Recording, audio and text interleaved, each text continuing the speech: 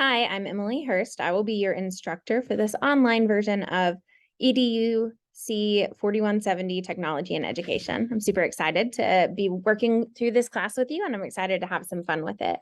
I currently serve as an innovation and technology integration coach for Hamilton County Schools, which basically means I am an instructional coach for all of the eLab specialists across the district. So if you weren't aware, Hamilton County has 36 digital fabrication labs, which house things like 3D printers, laser cutters, vinyl cutters, and things like that. I also help work to get schools STEM designated, support STEM teaching and learning across the district.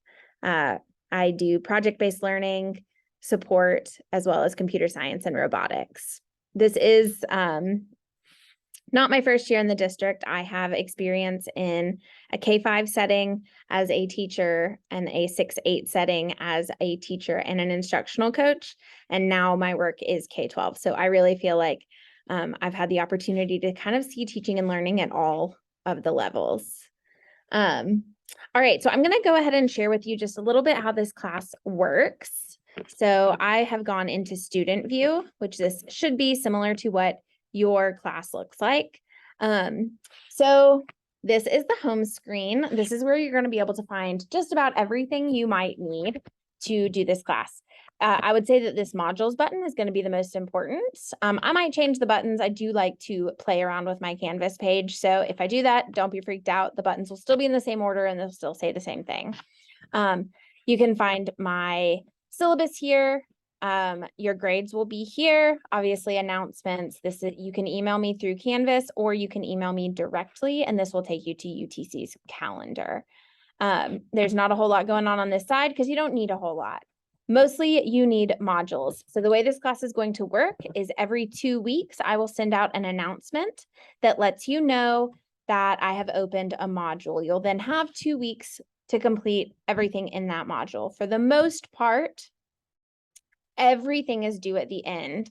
The only time that is not, everything is due at the end of the module, just to clarify. So you'll have about 2 weeks to do the work in that module.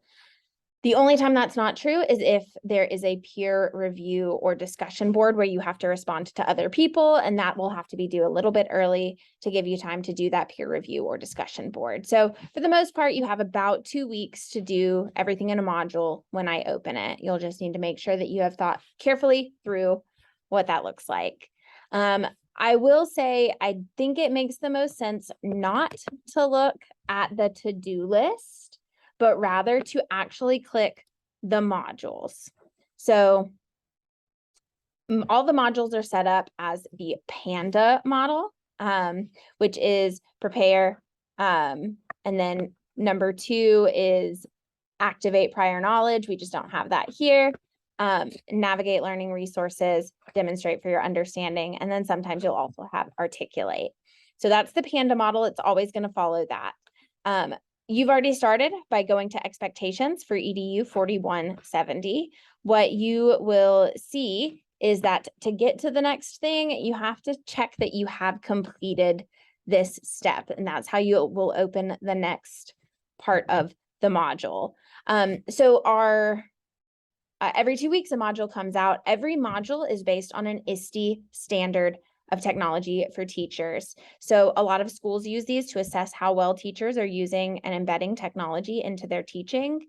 And so we are going to take the time to look through those standards and really kind of assess where you guys are and where you want to be with those standards. Some of our assignments throughout will assume that you are in a placement right now. We're trying to minimize those assignments, but if there is an assignment that asks you about being in a placement, just be creative. Think about the last placement you were in. So just be prepared to think as though you are in a placement. So as you will see, when you go to a class, you will have to say that you have completed it, and then you'll click next. And then it'll allow you to go to the next page. So when you go back to modules now, you'll see now it has opened up the navigate part of the module because I have checked this part off.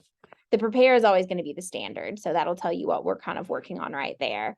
I can see how long you're spending on this course that is in my Canvas analytics. And what I have found is that people who spend the time to actually read the stuff and look at the videos are going to have a more meaningful experience with the course, and usually are going to be the ones who get better grades. Now, I can't force you to read all of the information on it. I can't force you to watch through all of the videos. It will help prepare you for using technology in your classroom, and it will make this a more meaningful class for you. If you have any questions, concerns, things like that, please feel free to contact me through Canvas or through email. I am really excited to work through this course with you all. So thank you for watching this video. That does allow you to say, check, I did this first thing, and now I can move through the rest of my module. So again, my name is Emily Hurst. That's Hurst. And I hope you enjoy this course.